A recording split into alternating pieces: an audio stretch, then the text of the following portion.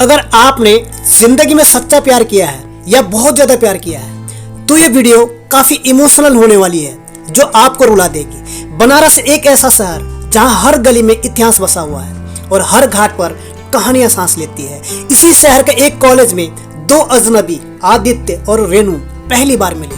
आदित्य एक होनहार इंजीनियरिंग छात्र था, पढ़ाई में तेज मगर स्वभाव से शांत और गंभीर। दूसरी ओर रेनू मेडिकल की पढ़ाई कर रही थी। वह बेहद खुशमिजाज और चुलबुली लड़की थी जिसे हर कोई पसंद करता था। उनकी मुलाकात पहली नजर में ही दोनों के बीच एक ऐसा कनेक्शन बन गया था। धीरे धीरे उनकी दोस्ती गहरी होती गई। यह दोस्ती कब प्यार में बदल गई उन्हें खुद पता नहीं चला। आदित्य की दुनिया रेनू के बिना अधूरी लगती थी और रेनू को लगता था कि आदित्य के बिना उसकी जिंदगी का कोई मतलब नहीं है। लेकिन मन ही मन दोनों इतना प्यार करते थे कि एक दूसरे के बिना एक दिन भी रहना मुश्किल लगता था। कभी दोनों लड़ते थे, झगड़ते थे, फिर मनाते थे। मानो कि दोनों इतने करीब हो गए कि एक दूसरे के बिना जिंदगी बेजान लगती थी।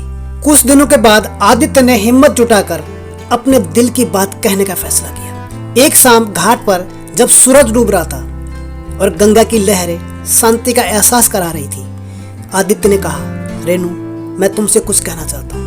रेनू ने उसकी आंखों में देखा और बोली, बोलो, क्या कहना चाहते हैं? मैं सुनना चाहती हूँ। आदित्य थोड़ी देर चुप रहा, फिर बोला, मुझे नहीं पता ये कैसा एहसास है, लेकिन जब भी तुम मेरे पास होती हो सब कुछ अच्छा लगता है। तुम्हारी हंसी, तुम्हारी बातें, तुम्हारी मासूमियत, मैं शायद तुमसे बहुत प्यार करने लगा हूँ। रेनू मुस्कुराई।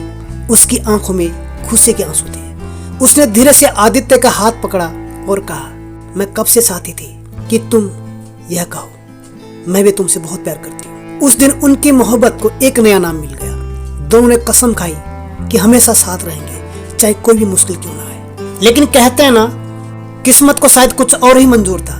रेनू की फैमिली बहुत सख्त थी और वे नहीं चाहते थे कि उनकी बेटी की शादी आदित्य से हो। उन्होंने रेनू की शादी जबरदस्ती किसी और के साथ तय कर दी। जब ये सारी बातें रेनू ने आदित्य को बताया तो ऐसा लगा कि अब जिंदगी खत्म हो गई। बहुत कोशिश करते हैं अपनी फैमिली को मनाने के लिए, लेकिन परिवार के जिद के आगे वो हार गई। दोनों बहुत रोते हैं। बिछड़ने का गम, वो मोहब्बत, वो वादे, सब कुछ टूट कर चकनाचूर हो गए। आदित्य को ऐसा लगता था कि अब जिंदगी जीने का कोई मकसद नहीं है।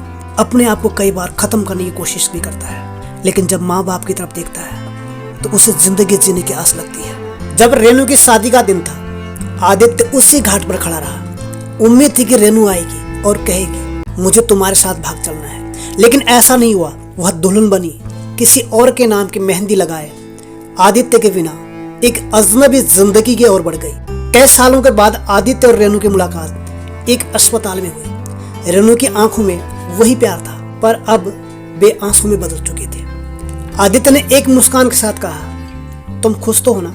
रेनू ने कांपती हुई आवाज में जवाब दिया, अगर तुम्हारी बाहों में रो सकती तो कह सकती कि नहीं, मैं खुश नहीं हूं। आदित्य ने अपनी आंखों से आंसू पोंछे और कहा, काश हमने अपनी मोहब्बत के लिए थोड़ा और लड़ाई लड़ी होती। इतना कहकर दोनों अपनी अपनी राह में खो गए, लेकिन उनके दिलों में बसी मोहब्बत कभी खत्म नहीं हुई।